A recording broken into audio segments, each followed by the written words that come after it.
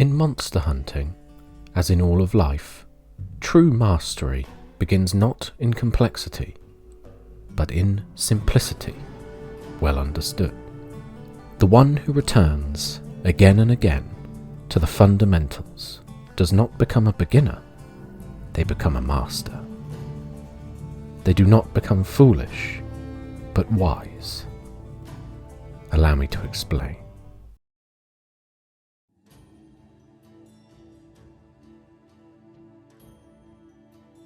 It is said by a great master of the way of the hunter that the martial arts are like carpentry. As always, it is true to say that all of life is like this. But we are monster hunters, and so let us begin by comparing it to the way of the hunter. To quote the great master, "When sorting out timber for building a house, that which is straight, free from knots and of good appearance can be used for front pillars. That which has some knots but is straight and strong can be used for rear pillars. That which is somewhat weak yet has no knots and looks good is variously used for door sills, lintels, doors and screens. That which is knotted and crooked but nevertheless strong is used thoughtfully in consideration of the strength of the various members of the house. Then the house will last a long time." There are many other lessons to be learned from this, but the most important is that the carpenter's craft begins with his materials and his tools. Before he begins to form a house, he must first know the properties of the wood he will use, its sturdiness, flexibility, flaws and grain. And then, before he can turn those materials into a house, he must understand and cultivate his tools well, keeping them sharp and in good condition, and knowing exactly what their effects are when used on the materials. A dull chisel or broken saw ruins even the finest timber. The most skilled carpenter in the world, forced to use bad wood or bad tools, will end up with a bad house. The way of the hunter is the same in principle, but the materials and tools of the hunter are different. Generally speaking, the hunter's way of life rests upon 4 pillars: equipment, item crafting, item usage, and most importantly, the way one uses one's weapon, the moves one can make. When we choose our equipment, we are like the carpenter selecting his tools, except when we choose equipment, we consider their stats, the raw damage, the elemental damage, which element they have, the status damage, what status it is, and jewel slots and the like. Conversely, our item crafting and preparation is nothing more than the ingredients required to produce each item. But what do item usage, and most of all, the movements of one's weapon, have to do with a carpenter's materials or tools?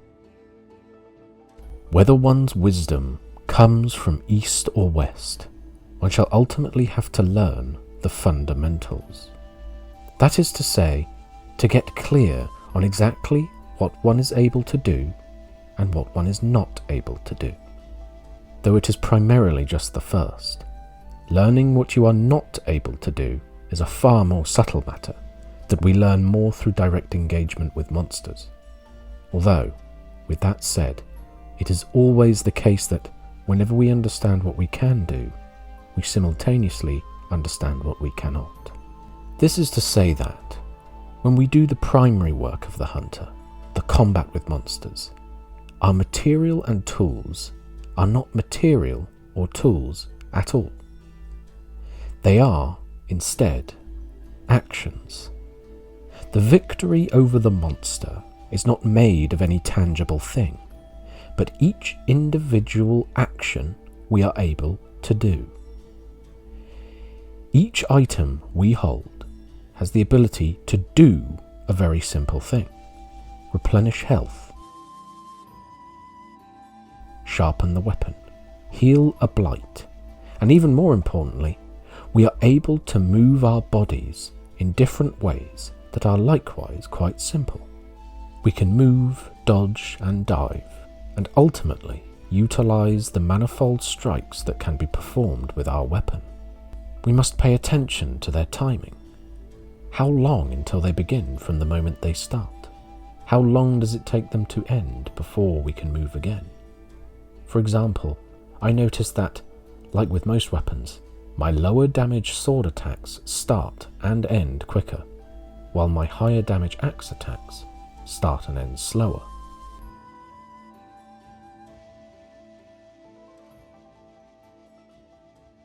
Does the attack move us around at the same time?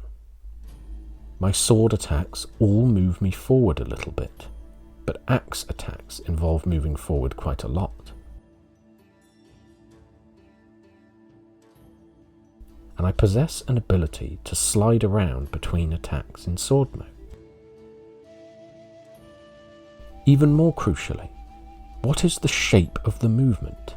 Does it go side to side, up and down? How far in front and behind? Do they cover a large or small area? The axe demonstrates this well, with high attacks to strike flying monsters, as well as wide sweeping ones that would make it difficult to miss.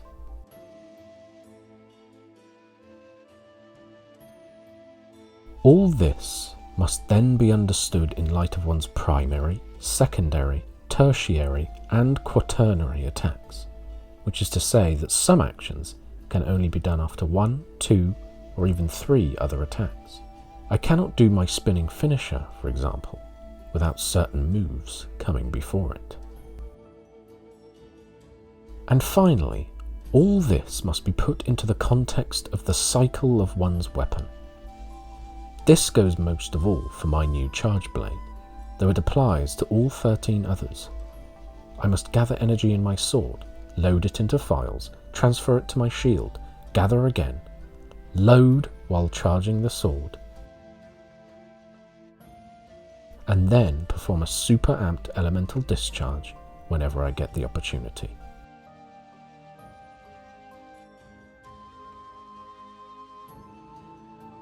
The first real insight, though, comes not from the simple observation that we have at our disposal a range of movements. Just as when we build objects from material, it is not so simple as just putting things together. To build larger things, we cannot simply use our raw materials. First, we make something from those materials, and then use that something to make the larger thing. We begin indeed from the individual acts available to us, but then we begin to see how they combine into greater actions. For example, if I wished to strike the monster hard, but knew that it may be able to strike me back soon, then I might use an elemental discharge, move into a circular swing, and then turn back to sword mode. These individual moves have their own qualities, but this string of movements has its own qualities too, being suited for a particular situation in a way that the pieces are not, and other strings also are not. But after all this talking, what is the ultimate point? How is this principle of hunting an aspect of even our everyday lives? Outside of the hunting grounds, we must similarly know exactly what we can do and what we cannot do. All of life is like this. When it gets down to it, you possess a strictly finite number of actions you can perform, counted ultimately as the number of individual muscles in your body. Whether you walk, run, battle monsters, build houses, cook food, or write a book, some of these same few hundred muscles are involved. Perhaps you do not need to know explicitly on any level what precise muscles you have, but the more you master basic actions, the more of a master you become of all other actions. Remembering the basics, though, can also lead us to the wisdom of the crippled master of the West. He who has control over himself has control over the whole world. When the carpenter creates the house, he turns the wood into a house only through a mastery of his own hands and arms. When you face the monster in the open field, again, It is your mastery of yourself as pertains to your use of the weapon that assures victory in the end. You master the monster only by mastering your weapon. No matter what you seek to master, you master it only through the mastery of your own hands, fingers, feet, legs, and so on. All challenges are like this, even down to the tiniest action, walking to the market or maintaining a happy marriage.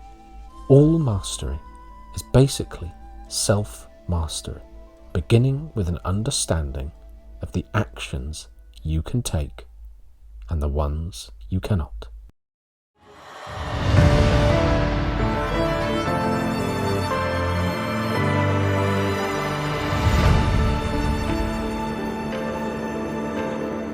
When you remember the specific acts at your disposal, you will simultaneously become aware of how every attempt you make at pursuing your way is ultimately an arrangement of them.